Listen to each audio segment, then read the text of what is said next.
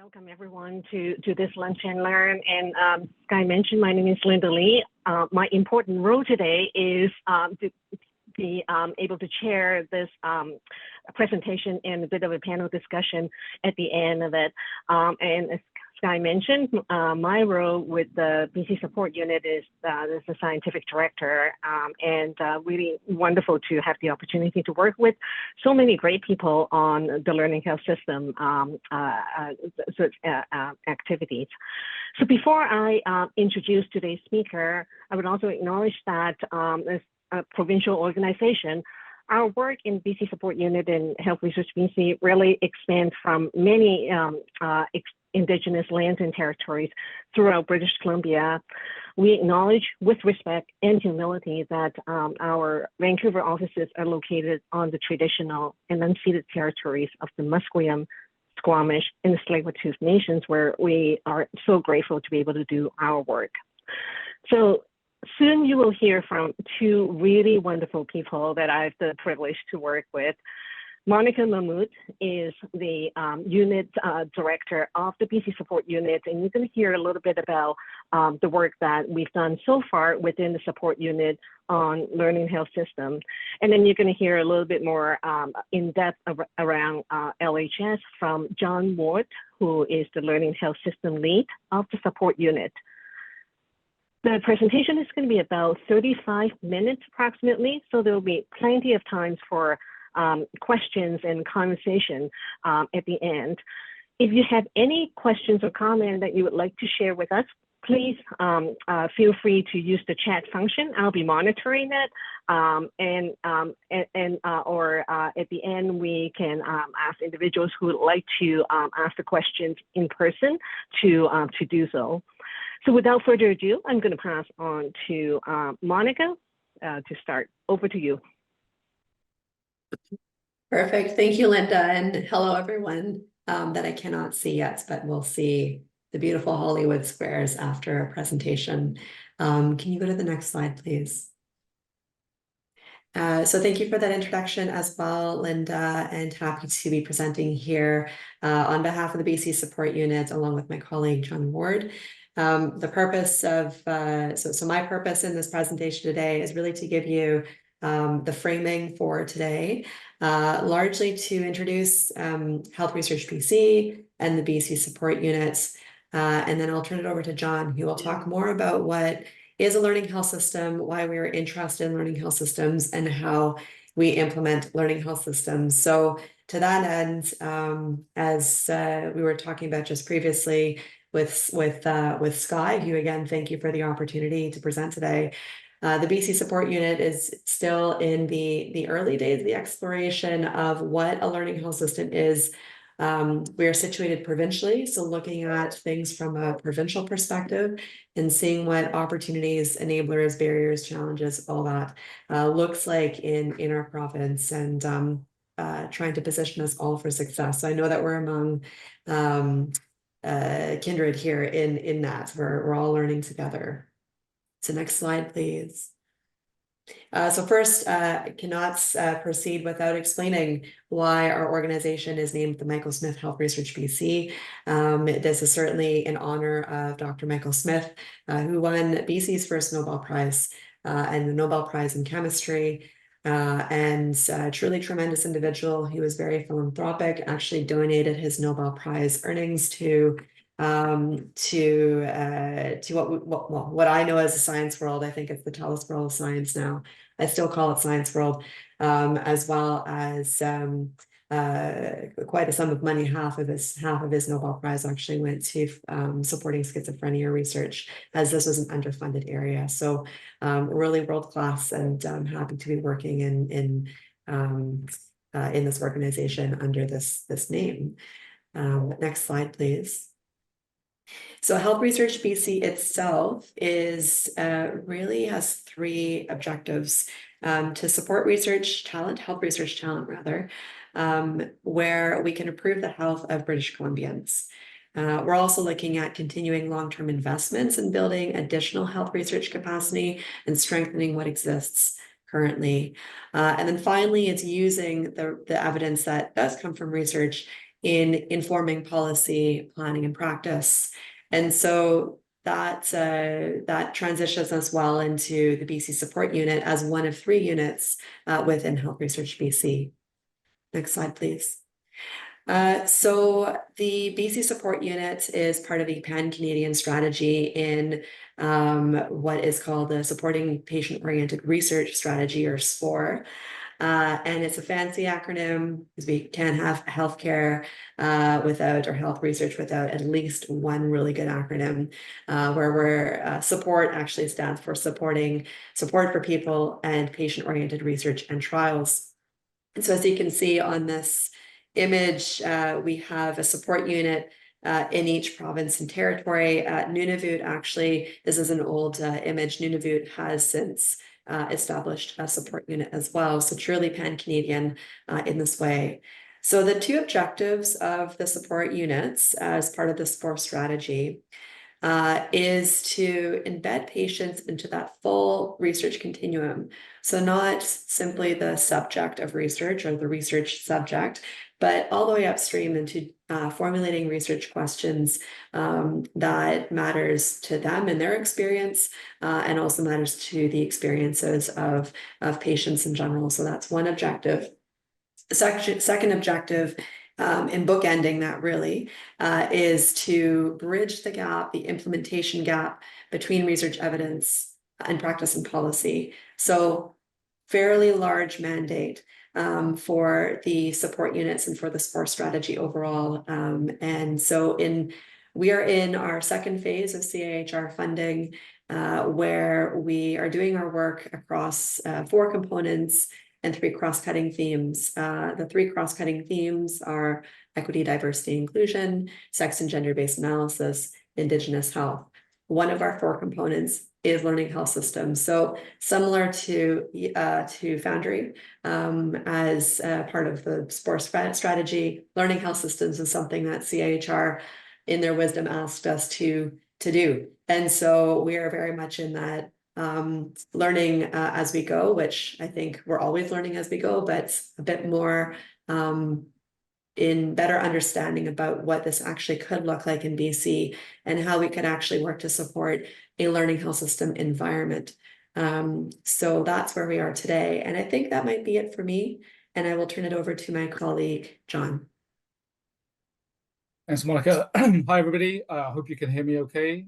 Sorry for the face. I hope you can just concentrate on the slides because they're far more interesting. For those who don't know me, I have been involved with the support unit since 2016 in various roles. And now, as of February, I've now moved into the role as LHS lead for the support unit. So we're building on the work that we've done and kind of figuring out exactly what we're going to be doing next to kind of help everybody in BC sort of move in this direction. So this talk is going to be probably quite short. I'm probably speaking to a lot of people who know a lot about this already. So I hope that you have good questions for us. And I think this is an opportunity for us to have a conversation about what it looks like in BC and certainly how the support unit can kind of help support work that's happening across the province. Okay, so what is a learning health system? I'm sure a lot of you have kind of heard about this and seen the buzzwords, and there's lots of definitions out there, and I think that's probably one of the challenges that we face.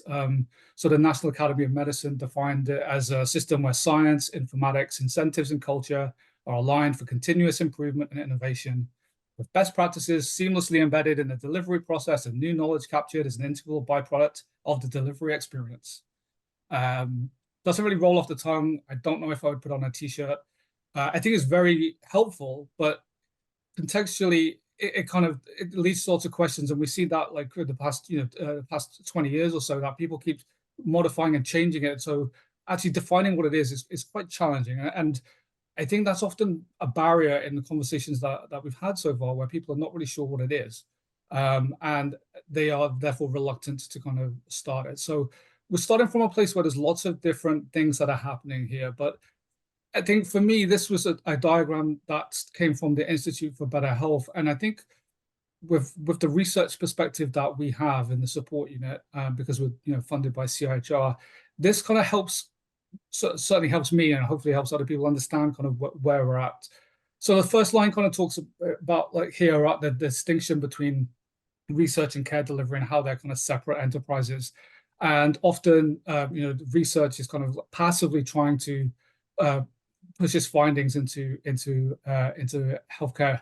And certainly, our experience with the support, we've seen hundreds of projects come through our doors since we started, and quite honestly, like a lot of them are kind of in this particular space where the research is good, but there's not really sort of any sort of plan to actually sort of meaningfully engage the health system in moving evidence into practice. The second line down here talks a little bit more about knowledge translation and exchange processes, which we've seen, there's some great work in BC in particular that's happened in this space. And these are the kind of projects that we kind of want to see a lot more of, where the focus is on kind of mobilizing evidence into practice.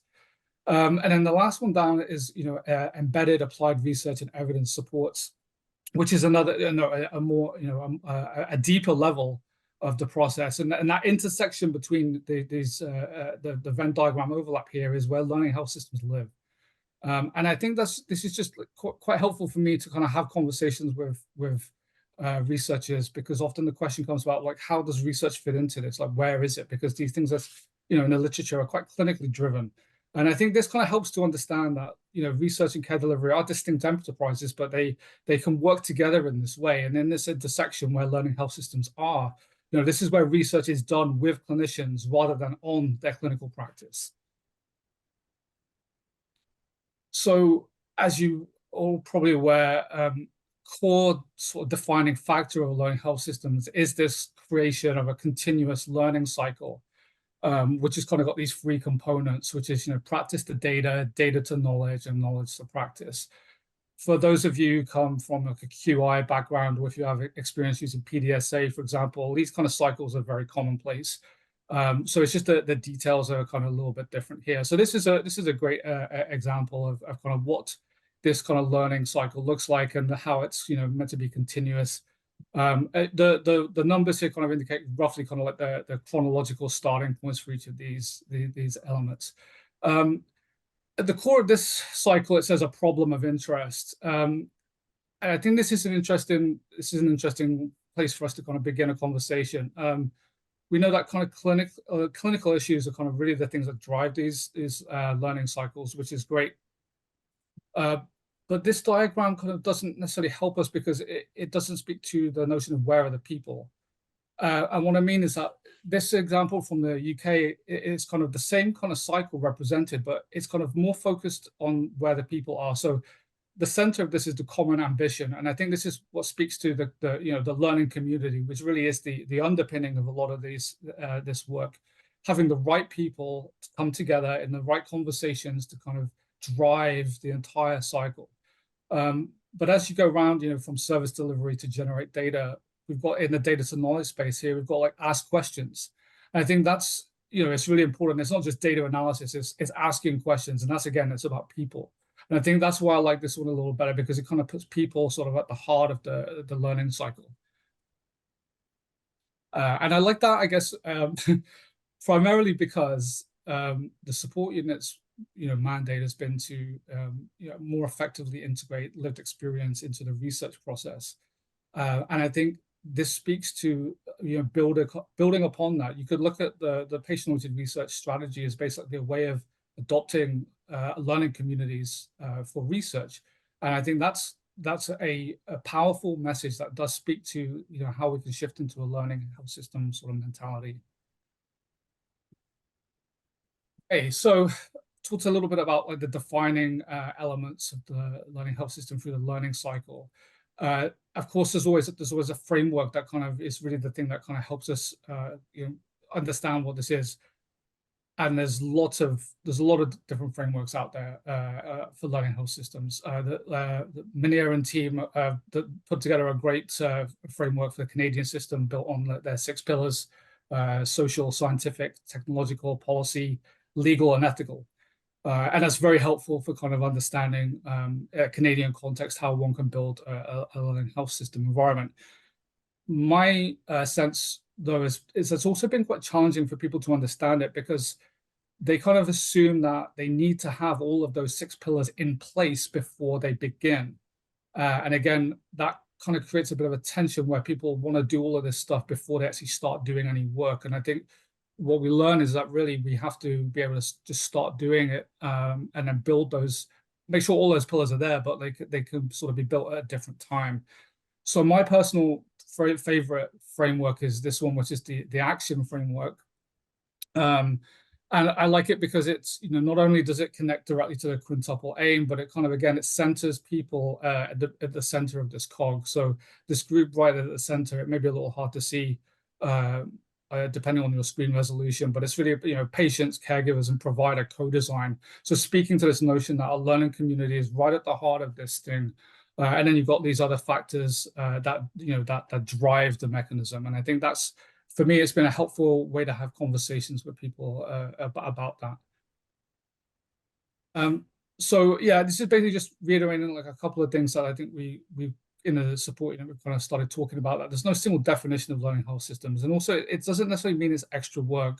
It really means that we're doing things that we've done before, just doing it in a slightly different way and integrating things more meaningfully. It's not something that's just an add-on that you have to do, on top of a day job.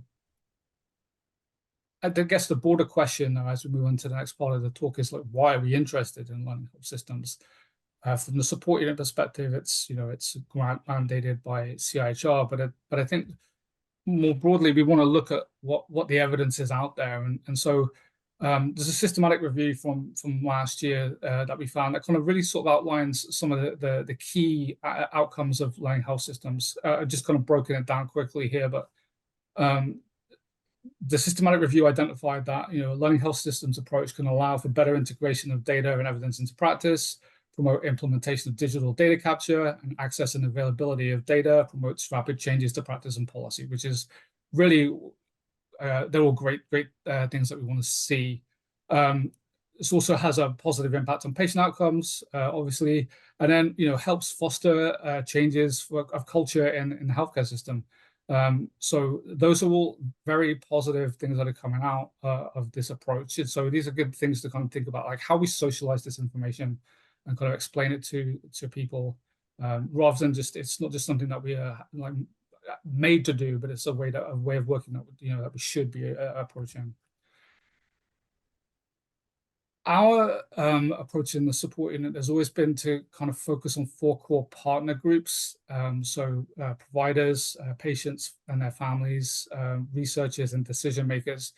So we wanted to just take a little bit of time to kind of think about how we align incentives for everybody, because research and healthcare service provision are often incentivized very differently. But if we're trying to create a learning community to bring all of these people together, we sort of have to understand what are the things that can motivate them beyond, like financial remuneration. And so there's some literature and some discussions have kind of emerged here that kind of talk about what are the value proposition for each of these groups for participating in this kind of work. And so, for providers, for example, it's about delivering higher value care, benefiting from, scientific expertise and connection, and, making them feel more valued. For patients and families, you've got improved patient outcomes and more empowerment that they're experiencing. For the research community, it's about, accessing practice-based data, and contributing to truly innovative work from a scientific literature perspective, and then benefiting from clinical experience and those connections. The decision makers, it's a little trickier, but it looks like the value propositions around improved outcomes across the board, reduced inefficiencies, and better staff retention and recruitment. So how if these are right, and we always have a challenge for them how to actually make these value propositions clear to everybody, so people do want to come and work together. So this isn't something that we're making them do, but something that they feel that is the way that they want to operate. And the key challenge for all of us is then, how do we implement a learning health system? And the short answer is, I don't know, because it's very context dependent. So this was an interesting paper that reviewed 17 individual learning health system frameworks and kind of tried to construct like a common logic model. The logic model is helpful because it's a theory of change, and I think that's kind of what we're talking about with learning health systems. It is really a change management initiative that's driven by, I think, the creation of a learning community. So I think the references at the bottom is from 2021. It's Alan et al. It's helpful to kind of bear in mind to kind of look at this as a step-by-step potential process, but it really is going to be very contextual.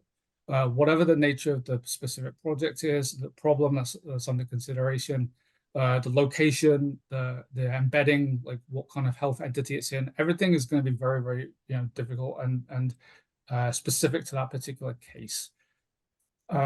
So in practice, we don't, we kind of sketched out here like what a potential structure looks like for like a process map in some sense. And on the left, we've kind of got this identifying the problem, establishing the learning community. This is what I think is the real sort of crux of this work. And that's where I think the support unit does have an important role for BC, in that this is where our expertise is. We are tasked with bringing people together, and that's really what we're good at doing. And I think once you kind of start that, then then you can just follow this process through. Each of the individual problems that you're trying to address with a learning health system approach. But this is really sort of a sketch at the high level. In practice, everything looks very different, and it's often not quite as linear as it's presented in these cycles. There's often things that come up which kind of like create barriers and challenges that need to be overcome. But that's why I think having the right people in the conversation in the learning community really sort of helps to underpin everything. So I can't really give you much in the way of best practice for establishing learning health systems. I think what I've read in the literature and speaking to people who are doing this work already is that the best thing to do is just to start. I think focusing on building the right learning community and just getting things going is actually quite important. You can't wait for infrastructure, and governance and everything to be fully in place before starting. And I think it's also important to sort of remember that some people are already doing this work in the health system. They just don't call it learning health systems. It looks different. It may not be exactly the same, but it's very much in the space and the spirit of trying to make things better. So I think this kind of conversation is going to be sort of ongoing, and the unit is hopefully going to be a good sort of nexus for creating a community of learning and understanding around how we can kind of implement learning health systems in different settings. So that's the end of our very brief presentation. So there's got our emails here. So if you have questions or want to contact us at any point after the presentation, please feel free to do so. We're going to be around for a while building our learning health system strategy. So we look forward to connecting with you. Thank you very much.